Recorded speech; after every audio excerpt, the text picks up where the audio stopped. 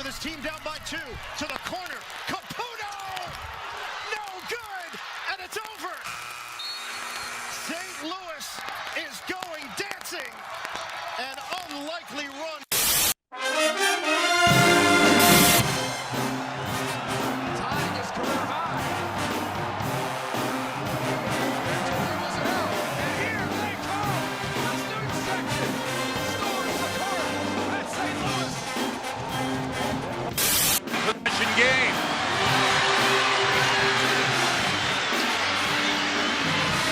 Mitchell. Cassidy. Ellis. Got to get a shot off. It's got to be a three. Ellis. Mitchell for the tie. Got it! Runner off the glass, no. Tip battle loose. Evans is absolutely decked by Gant. Evans stays in the game. Speaking of leveling, Conklin leveled Wilcox, and he's down for the count. Driving Evans for Conklin layup. Good whistle foul. Count the basket. You want to play rough? You want to play rough? Let's play. Assume they're not going to foul you. Just take it right to the rim. Goodwin, 2 for the tie, 3 for the win. Goodwin takes it in, and he got it. We're tied. Overtime. Here we come.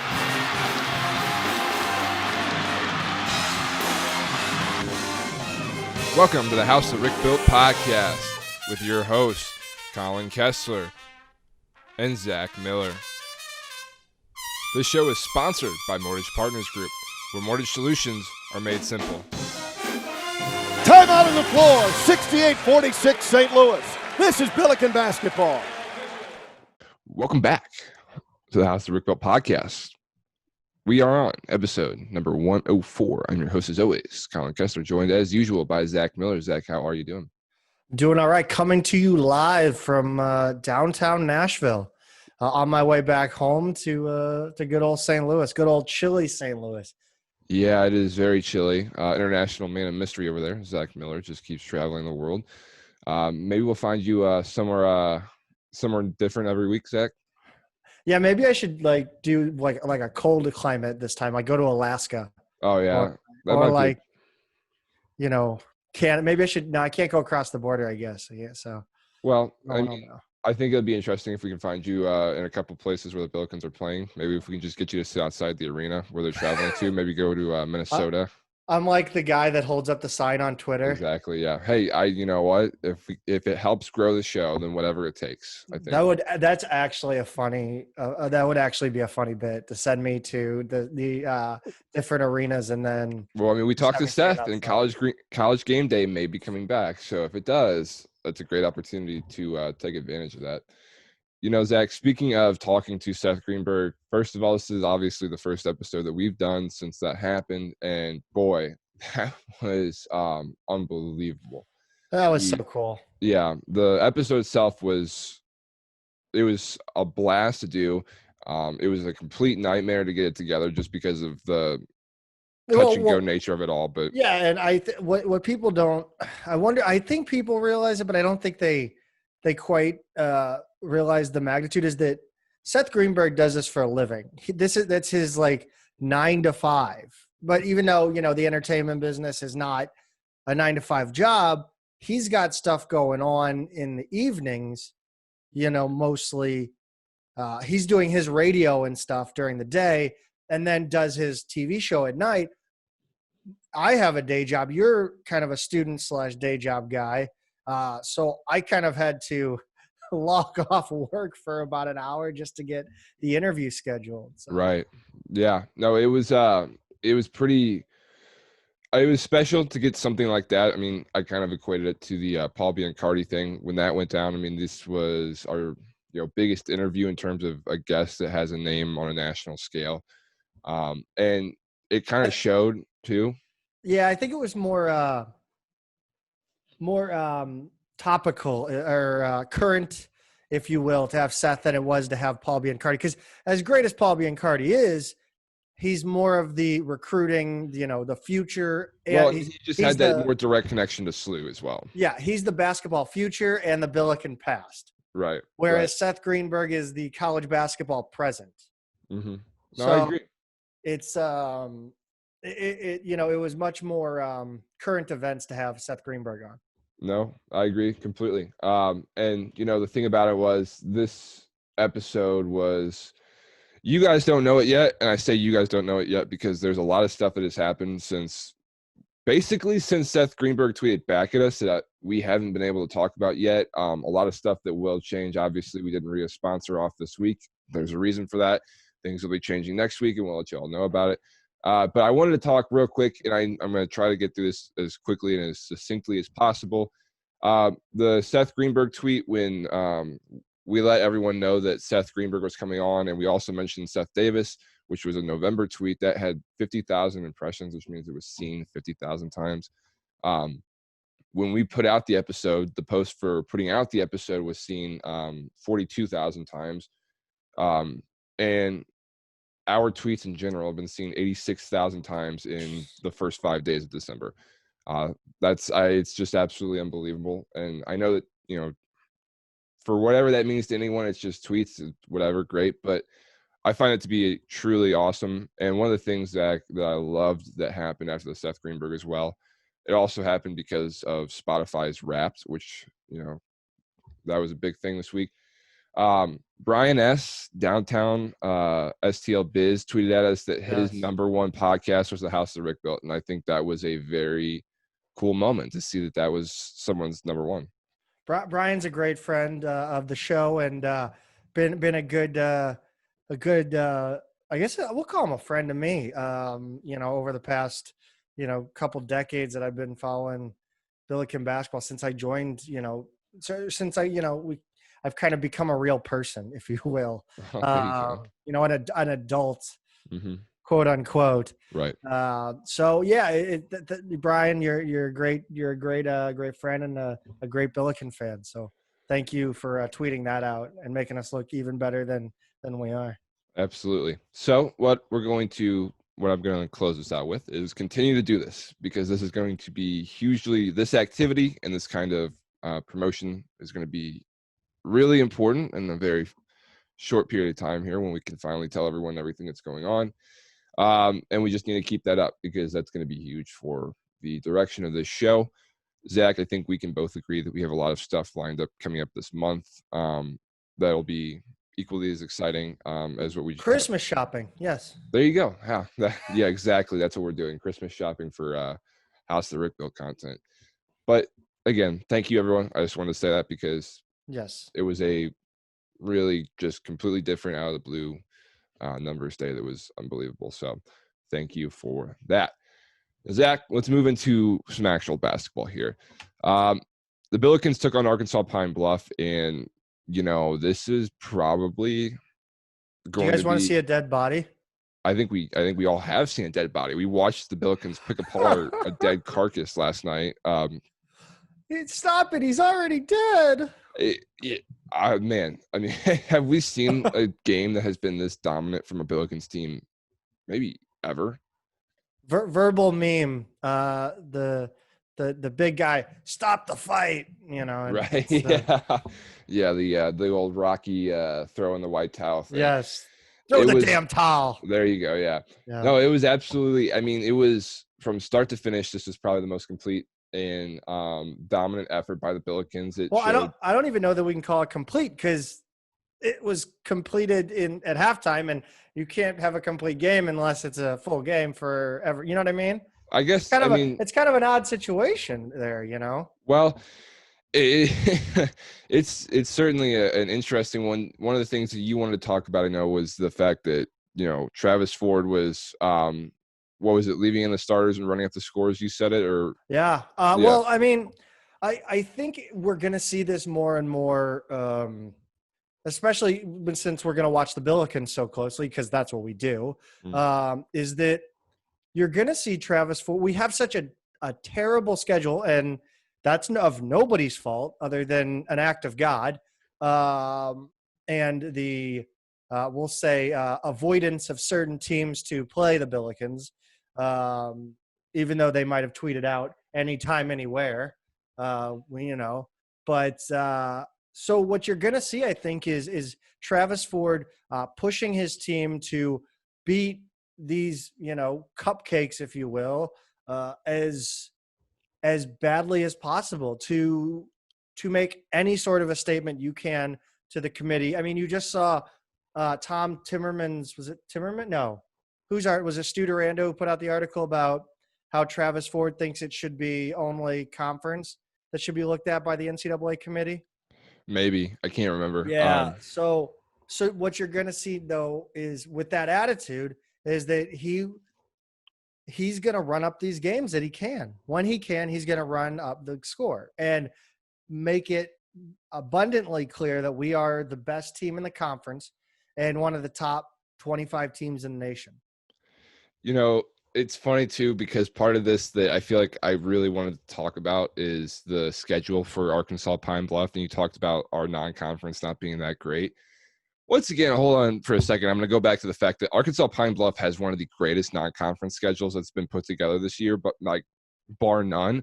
They've got 7 Wisconsin. We talked about that. You got number 2 Baylor coming up. You just played SLU, who's, inevitably going to be ranked top 25 team. I don't know how these guys are getting the schedule, but when you look at the teams that have beat Arkansas Pine Bluff right now, number 7 Wisconsin beat them 92-58. So by the transitive property of basketball scores, the Billikens won 107-54. So we're better than number 7 Wisconsin. I think that's the biggest takeaway from this game. If we can do anything, I think we all knew that. Yeah, I think we needed to address it. I think it needed to be said that we are clearly and undeniably better than the number 7 team in the country. And Arkansas Pine Bluff shows that without a doubt.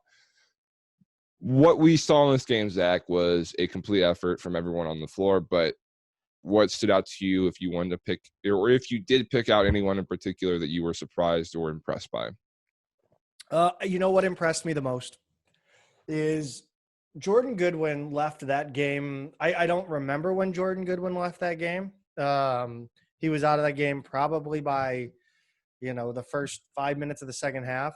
Mm-hmm. But from that moment on, and remember, we're up by, what were we up by, 30 at halftime? So Jordan Goodwin leaves the game. Let's say we're up 40 when Jordan Goodwin leaves the game. He is on the bench. He is not sitting down. Mm-hmm. He is up dancing, cheering on these, the second string, and just all around being a leader from the bench. And that is truly what stood out to me. And that is why Jordan Goodwin was my top performer of that game, because he showed his senior leadership by staying engaged in a game that, frankly, I think you wouldn't have felt any different if he was just chilling. Yeah. I'm going to go with Javonte Perkins. Case in point, it's going to be pretty much every game that I'll say this probably. But the thing that continues, and I'm picking Javonte Perkins primarily for one reason, 3 of 5 from 3. He's continued to show so far this season that his 3-point shooting, I think, has increased or has gotten more consistent this season. Yeah. And if he's shooting that well, along with Gibson Jimerson going 2 of 4, and I'll go back to your guy Jordan Goodwin here for a second.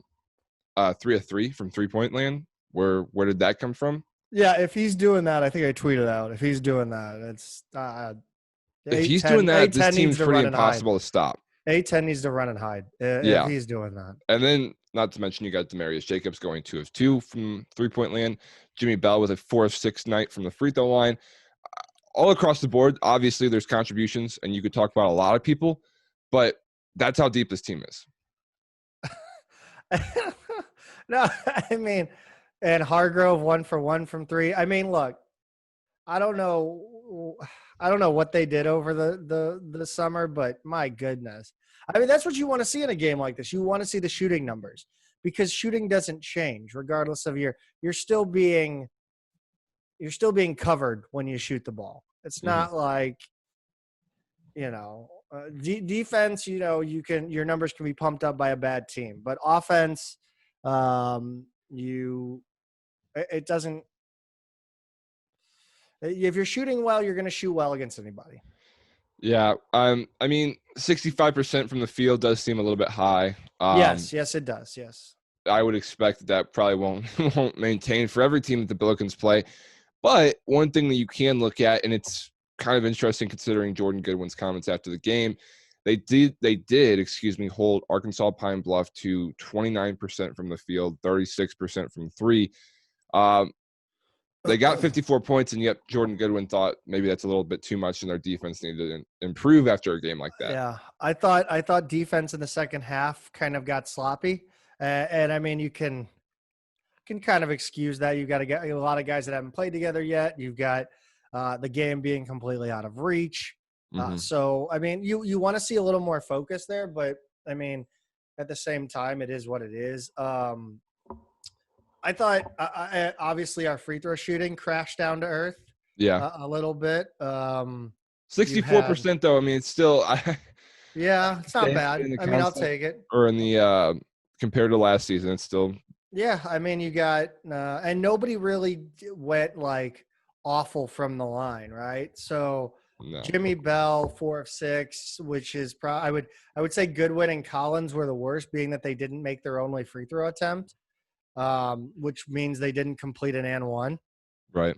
Or I guess it was either an and one or they missed the front end of the 1-and-1, which you never want to do. So, like I said, you don't want to do either of those things. So we'll kind of we'll pick apart that as my biggest issue with the Billikens besides their sloppy defense.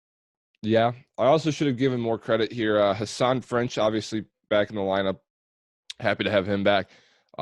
Shot 7 of 8 from the field, which is huge. I love to see him being very efficient with his offensive production. But not only that, he also added 6 assists, and Goodwin added 4 of his own. I mean, this team just does it all. And then you got Yuri Collins, who had 8. I mean, of course, and those numbers are going to continue to go up and up and up.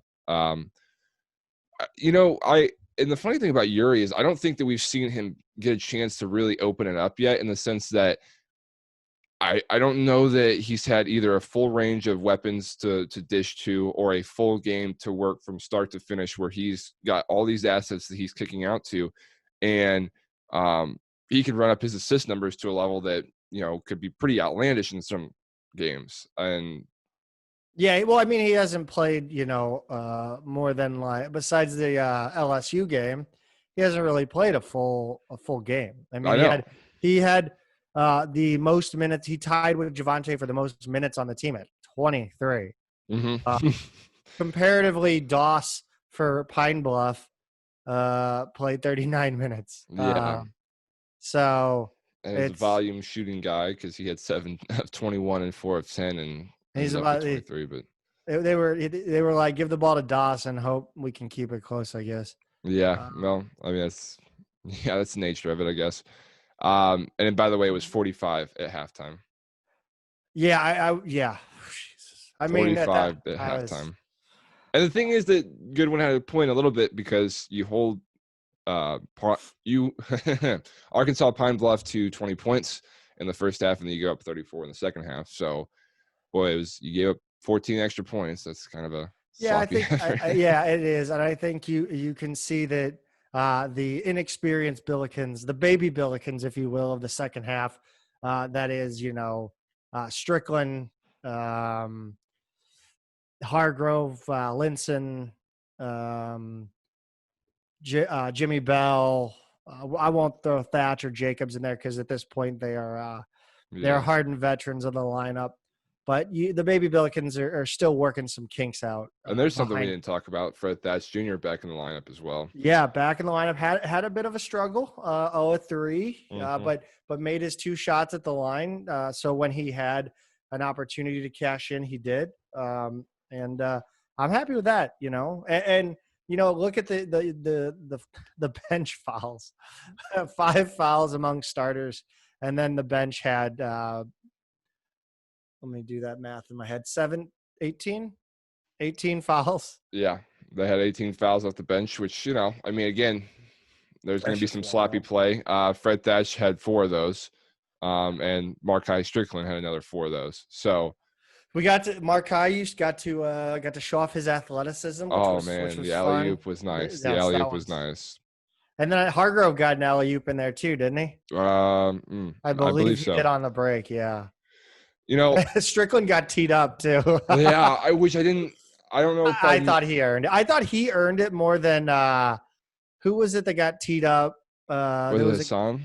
no, there was a guy who got teed up on another team that like Oh, there another was a team. big thing about it. There was a big, I don't know. He was not happy. I don't know. He was Yeah. hanging on the rim. I thought Markai for taunting was a little bit more earned considering the score.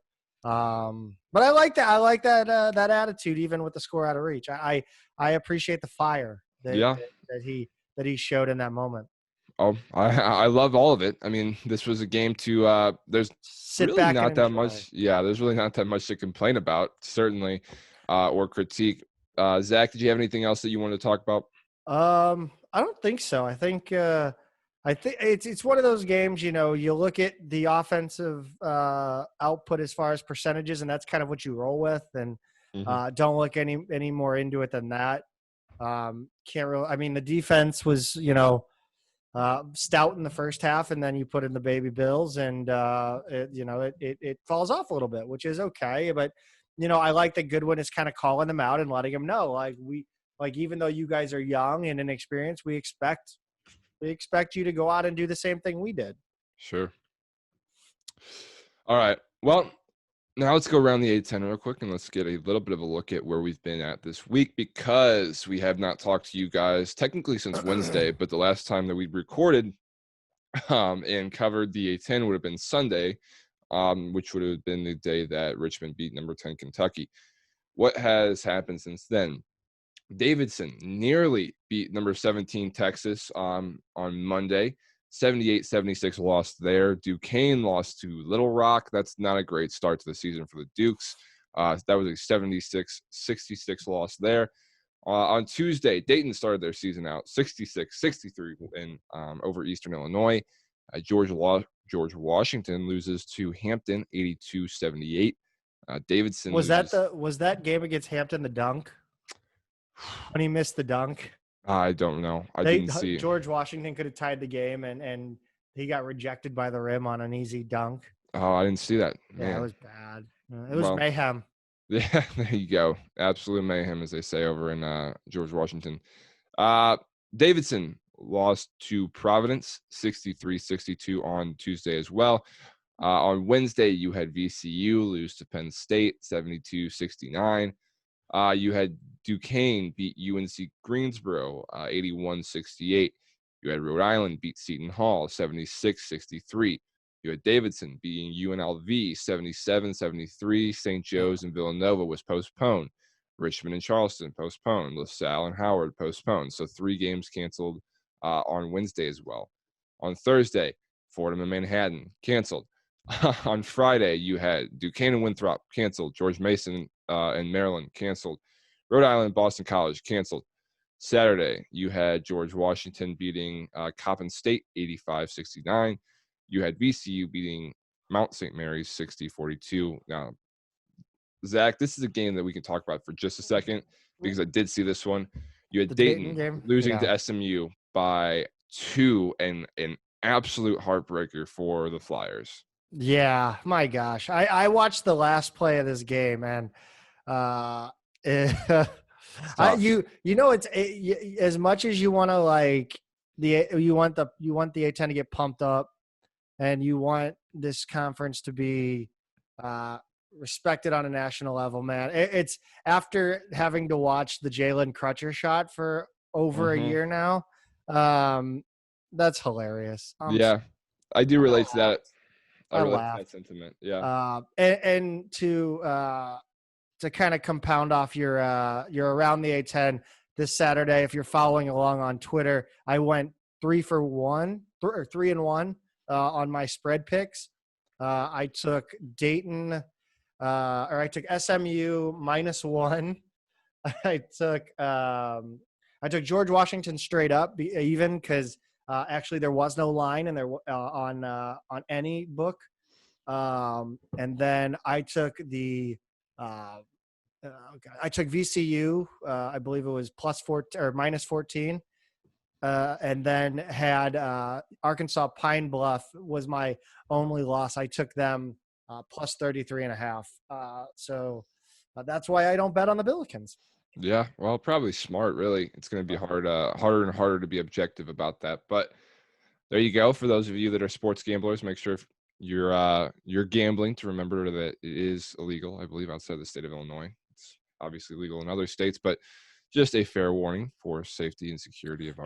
It's purely entertainment purposes, Yep. as they say. There you go.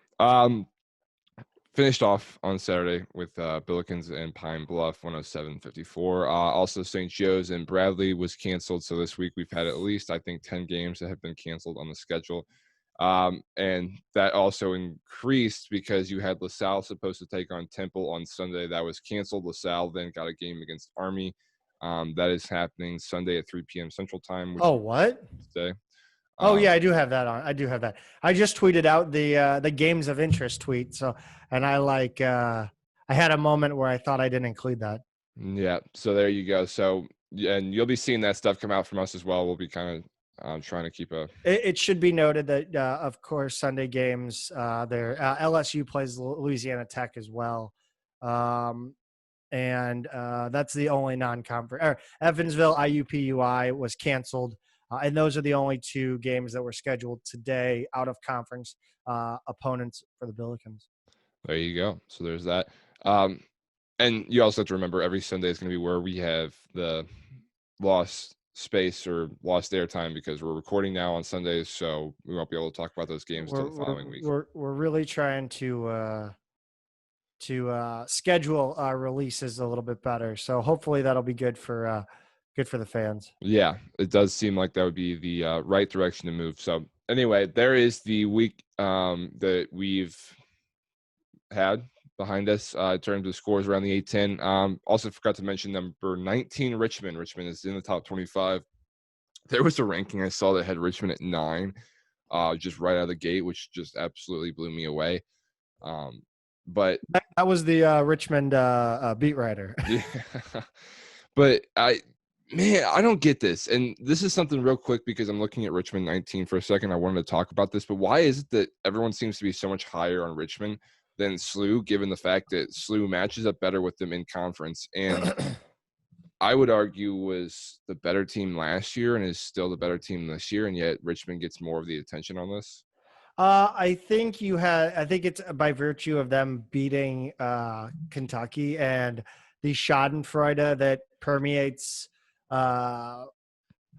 college basketball, and that they love to see a blue blood go down like that. And LSU is not exactly the blue blood that Kentucky is. No, you're right. And I probably should give some credit to that. No, it's a great win. No, I absolutely think it was a great win. I just think SLU could have done it too. Yeah. Oh, I agree 100%. And that's the problem is right now I see Richmond and St. Louis in a very even playing field. And I think, again, the thing I tell people that aren't A10 fans or aren't, Billikens fans or whatever, they don't understand that this is a team that got smacked around by the Billikens last year because the matchup is just not, it doesn't work for Richmond. So, and maybe I'm just being a little bit snobby because I want to see the Billikens ranked top 25, but whatever.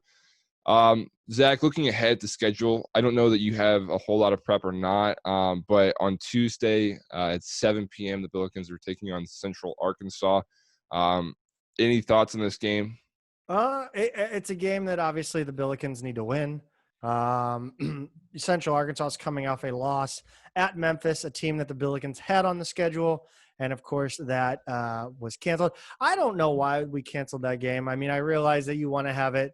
Why not just add a game to the, it's all the games are going to be kind of neutral court, if you will, these days. I mean, you saw the Kansas game against South Dakota State or North Dakota. I don't remember. One of the Dakotas. So, I mean, it's a neutered atmosphere. And I don't know why Memphis and SLU just didn't get together for a game. Would have been beneficial to both teams. But, they lost to Memphis by 17. Bergerson seems to be their leading scorer, 22 points. Central Arkansas is a team that's had games canceled due to the coronavirus. They should have played 5 games by now, including a game against Missouri State and Ole Miss. So we'll see. They're back in action. So I expect them to be a little rusty. They play today at 2 p.m. actually. So Billiken fans will get a chance to kind of do their own recon, if you will. So I'm excited to watch it and see what we're looking forward to. Yeah, they're a team. I'm trying to see what they did last year, but bad radio, guys. I'm sorry, Colin. Yeah. So I was looking at this. Bergerson is back. He's a returning scorer. He's their senior leader. 6'6" guard out of Boise, Idaho. Last year he went 22, 4 and 2. Shot 50%, 57% from the free throw or from the field. Sorry. I think he can shoot it from beyond the arc. So it'll be interesting. Looking ahead to a little bit at the biggest game right now that we have on our non-conference schedule. Minnesota is currently sitting at 43 on the KenPom rankings. The Billikens are currently sitting at 41. And LSU is currently sitting at 39. So that win, I guess, is going to continue to look better and better for us, assuming that LSU continues to find a way to win. Yep. So anyway, I think that kind of wraps it up, at least for men's basketball. Did you have anything you wanted to say before we move on? No, just excited for Tuesday. Hope it gets here quickly. Everybody tests negative, and we can play that game. Moving over to women's basketball, they finally were able to get a game in. They got their season started, and a big one, a big start to the season for the women's basketball team. A tough overtime win over Memphis. Zach, what stands out to you? This is a game that the women showed their character in. Memphis is not a good team. They lost to UALR, which in name isn't a great team, but is historically a good women's program in the Southland. I believe they're either in the SWAC or the Southland. But they played really poorly in the first half, and I mean that's kind of expected given that it's their first game and they're going up against a team who's playing their second. And we've seen that throughout college basketball, even especially on the men's side, where teams playing their first game have struggled to get going. They shoot in the first quarter. They went 1 of 6 from 3 and 1 of 9 from 3. In the second quarter, Kaija Harbison really did not play well in this game. 5 of 22 from the field. Only 1 of 5 from 3.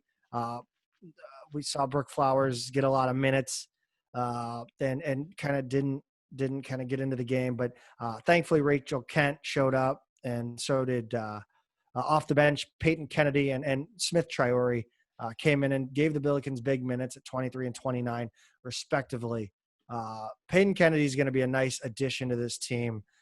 She's a 5'11" forward out of Rockford, Illinois, and she's a freshman. So looks like she's going to, give this team a little bit of a front court presence that maybe I was really concerned about going into this season.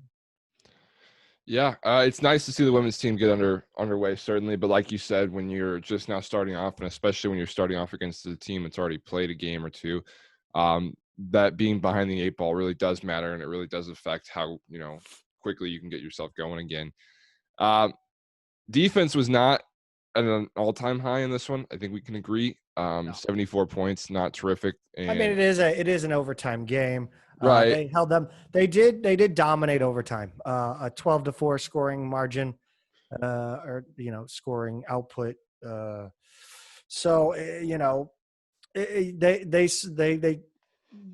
smelled blood in the water, and they took advantage, beating them in overtime. Yeah.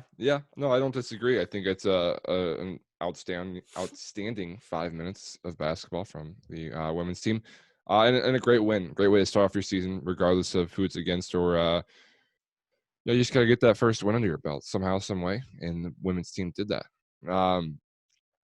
Yeah, they had 20-second chance points, and they only allowed 7 from Memphis, which, again, points to, a front court presence that I was concerned about. So I am happy to see that's really what I'm looking at this season from the Billikens is how they do in the front court. I obviously have been hard on Brooke Flowers because I think she has an immense potential as a front court player. And I was concerned that she wasn't going to be ready to take that next step as a junior and maybe that Lisa Stone didn't bring her any help. So big ups to Peyton Kennedy and Miriam Smith Triori, or MST is I can't remember who the play-by-play, Jeff Fernetti. he likes to call her MST on the broadcast. So shout out him. But yeah, the Billikens win. They get it under their belt after having a quarantine and having kind of a weird preseason that everybody else is having. So yeah, we'll take it. Yeah. Well, that is that for that game, I think, Zach, if you don't have anything else to say. In terms of the women's schedule, it's a little bit weird right now because they are playing today, the day that we record this, against Bradley at 2 p.m. So you guys can find all that information. It's on ESPN Plus. It's from Shavitz Arena. Like I said, 2 p.m. Central start time, so you guys can watch that probably, hopefully, maybe by the time this podcast comes out. If not, you can go look up what the scores are for that game because I'm sure it's going to be final and up on slewbillikens.com. But then they also go and take on, Tulsa comes in and takes on the Billikens on Wednesday at 6 p.m. At Shavitz Arena on ESPN Plus as well. So, and then you got SIU, you go down to Carbondale on Friday at 1 p.m. So 3 big games for the Billikens team this week that wasn't able to get a game in for a couple of weeks there. Season starting hot. You got a lot of games in a very short period of time, and that's probably going to be the case for a lot of teams that are having to reschedule because of COVID complications or otherwise. So that's your week for the women's team. Zach, is there anything else we need to talk about? No, I think I just want to thank everybody, all of the people. I reached out to our listeners on all platforms that we engage with them on, and they really did come through on this Seth Greenberg episode. And they've really, I think they're going to realize the fruits of what they did our next episode. Yeah. A lot of stuff going on, and that's all that needs to be said about it because at this point we can't really say much more about it. However, we are very appreciative of what you guys were able to do with that episode. Once again, we will try to drive home the point that your interaction, your retweets, your posts, your tweeting at people, your commenting on stuff and telling people to come on the show it's huge. It's important. It's necessary. And it's the type of thing that gets guys to come on our show when we're trying to do that. Yeah. I like to think we can get people, but sometimes we do need a little help. It's one of those things where if the demand is there, maybe, these guys don't see that we're just a random couple of dudes, and yeah. But to see that people want to hear us interview them is big time. So thank you guys so much. And we'll try to be a little more succinct in our finishes with these episodes. Yeah, no, I agree. I just we're ramblers, man. We're just and part of this is there's a lot of stuff that we would probably love to talk about that we're trying to beat around the bush on. So I get that we need to wrap this up. But again, like if you look at how the Seth Greenberg interview came together, he said yes, like in the morning of like Sunday morning or something. And then it wasn't until like late Sunday night after we recorded the podcast and we were tweeting at him again that then we were able to get all of his information from him. It's so funny because you look at, like, we've had that happen multiple times where somebody has said, yeah, sure, I'll come on. And then it's kind of like, it kind of falls by the wayside. So I really, I made a call to action for our listeners in Billiken Nation to push him to reach out again. So, and they came through, man. They really did. So, yeah. Don't forget to follow us on all social medias. Keep engaging with our stuff. I know it's kind of hokey to tweet back at us and reply to us. And I mean, retweets and likes just really do help, even as much as like, hey, great job, like replying to our tweets. So, even if you're retweeting our episodes, that's huge. Word of mouth is huge. Tell your friends, tell your family members that, we're here and we're doing some good stuff. If you feel that way, if you don't, whatever. So. Agreed. Also, Facebook. If you are on Facebook, we keep forgetting to plug that. Make sure you go like us on Facebook. Go to Facebook. Yeah, I think we have 69 right now. Nice. We'll start throwing stuff out on Facebook. I'll get more stuff out on Facebook, or we'll find a way to get stuff out on Facebook. It'll happen. Yeah. Anyway, thank you guys for tuning in as usual. This is probably the shortest episode we've done so far, so we apologize for the abruptness of it a little bit, but we promise next week will be a much different episode. There'll be some really exciting things to talk about. maybe a special guest or two. We'll find out. Until next week, thank you guys for tuning in. We appreciate it as always. Check back next time for more content.